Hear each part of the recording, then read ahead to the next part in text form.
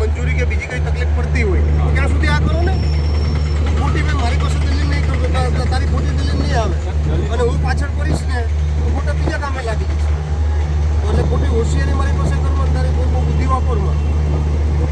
હવે 24 વર્ષ રાજનીતિમાં તારા જેવા કેટલા એન્જિનિયર આવીને વહી ગયા છે. વર્ષ 2022 ની અંદર 1.5 વર્ષની અંદર પૂર્ણ થઈ જવાની શરતે કોઈ વિકાસ કાર્ય શરૂ થયું હોય અને 2026 ના આજે આટલા દિવસો વીતી ગયા હોવા છતાં એ વિકાસ કાર્ય જે છે હજુ પણ પૂર્ણ ન થયું હોય તો એને વિકાસ કાર્ય કઈ રીતે કહેવું એ એક પ્રશ્ન છે. આવું થયું છે વેરાવળ શહેરની અંદર, જ્યાં 2022 ની અંદર પુલનું કામ તો શરૂ થયું હતું પરંતુ એ પુલને 1.5 વર્ષની અંદર પૂર્ણ કરી દેવાની શરત હજુ સુધી પૂર્ણ નથી થઈ. 2026 ના આટલા દિવસો વીતી ગયા હોવા છતાં આ પુલનું કામ હજુ જેમનું તેમ જ છે.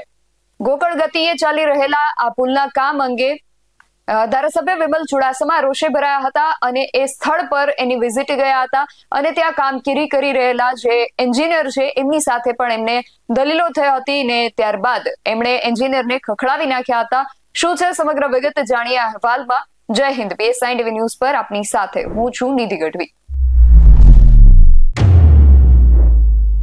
વેરાવળ શહેરમાં વિકાસના નામે લોકો સાથે જે અવગણના થઈ રહી છે એ હવે જાણે અસહ્ય બની ગઈ છે. GUDC હસ્તક શહેરના 2 રેલવે ફાટક જે છે ત્યાં ઓવરબ્રિજના કામો ચાલી રહ્યા છે પરંતુ આ જે કામો છે એટલી ગોકળ ગતિએ ચાલી રહ્યા છે કે 1.5 વર્ષની અંદર જે કામ પૂરું કરવાનું હતું એને 3.5 વર્ષથી વધુ સમય વીતી ગયો હોવા છતાં આ કામ હજુ પૂરું નથી થયું અને લોકોમાં જે રોષ છે એ દિવસે ને દિવસે વધતો જઈ રહ્યો છે. આજે પરિસ્થિતિ છે એટલી ગંભીર બની છે કે સોમનાથના જે ધારાસભ્ય છે વિમલ ચુડાસમા એ આક્રમક મૂડમાં આવ્યા અને કામના સ્થળે એ પોતે ત્યાં વિઝિટમાં ગયા હતા. નગરસેવકો અને જે જવાબદાર અધિકારીઓ છે એમની હાજરીમાં વિમલ ચુડાસમાએ GUDC ના જે એન્જિનિયર છે એમની સાથે જાહેરમાં બોલાચાલી કરી હતી. સૌથી પહેલા તો એ જે વિડીયો સામે આવ્યો છે તેના પર કરીએ એક નજર.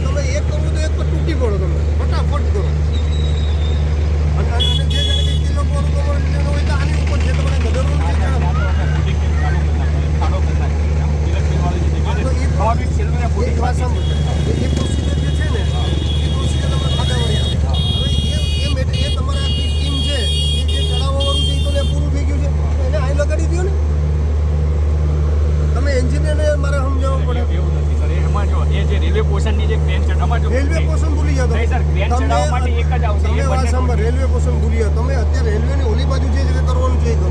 તમે ખોટી દલીલ કરો છો. ત્યાં જે આપણે એલસી વનમાં જે છે ને ત્યાં મારા ગટર રેડી છે બરોબર, રેલવેના. હવે એ રેલવેના ગટર જે ચડાવવાના છે જે ક્રેન આવશે ને એ જ ક્રેન અહીંયા ચડાવવાના. આપણે તો અહીંયા કરો ને, ત્યાં રેડી છે તો આ બતાવી લો.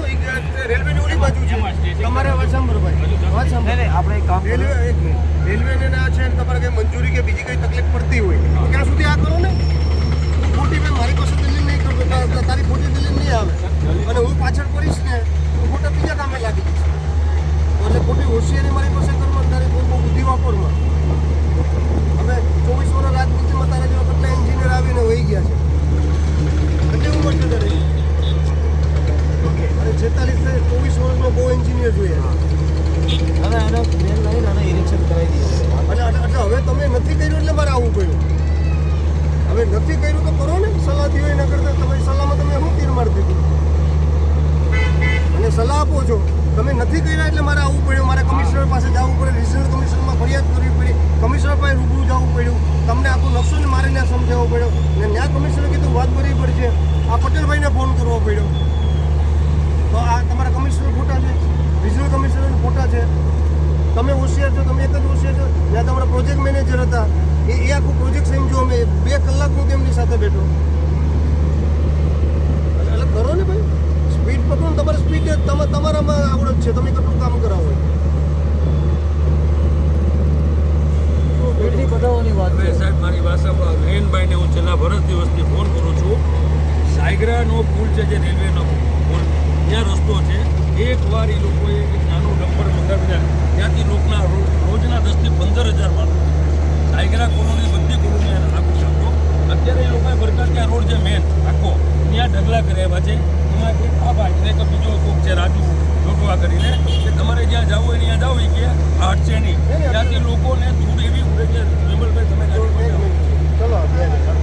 વિમલ ચુડાસમા એ સ્થળની જ મુલાકાતે ગયા હતા અને સ્થળ મુલાકાત દરમિયાન આ જે દલીલો છે એ કરવામાં આવી હતી. એન્જિનિયર તરફથી આ દલીલ કરવામાં આવતા વિમલ ચુડાસમા રોષે ભરાયા હતા અને એમણે આપણે સાંભળ્યું કે એમણે કહી દીધું કે તું મારી સાથે ખોટી દલીલો ના કર. 24 વર્ષથી હું રાજકારણમાં છું એટલે તારા જેવા કેટલા એન્જિનિયર આવીને ગયા. અહીંયા દલીલો કરવાની બદલે તમારે કામગીરી કરવાની જરૂર છે. લોકો જે છે, જનતા જે છે એ પરેશાન થઈ રહી છે. એટલા માટે હવે જોવાનું ખાસ એ રહેશે કે વિમલ ચુડાસમાની આટલી રજૂઆત બાદ હવે આ જે કામ છે એ કેટલી ઝડપી ગતિએ આગળ વધે છે. કારણ કે 1.5 વર્ષની જગ્યા હવે 3.5 વર્ષ જેટલો સમય તો થઈ ગયો છે.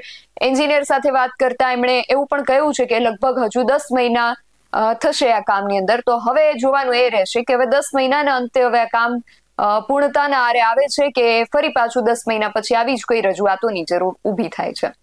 તમારું આ વિષયને લઈને શું માનવું છે અમને કમેન્ટ કરીને ચોક્કસથી જણાવજો. આવા જ વધુ અહેવાલો સાથે મળતા રહીશું. તમે મારી YouTube ચેનલને સબસ્ક્રાઇબ કરવાનું અને અમને Facebook અને Instagram પર ફોલો કરવાનું ભૂલશો નહીં. બાકી અવનવી અપડેટ્સ માટે આપ જોતા રહો BSI TV ન્યૂઝ. નમસ્કાર.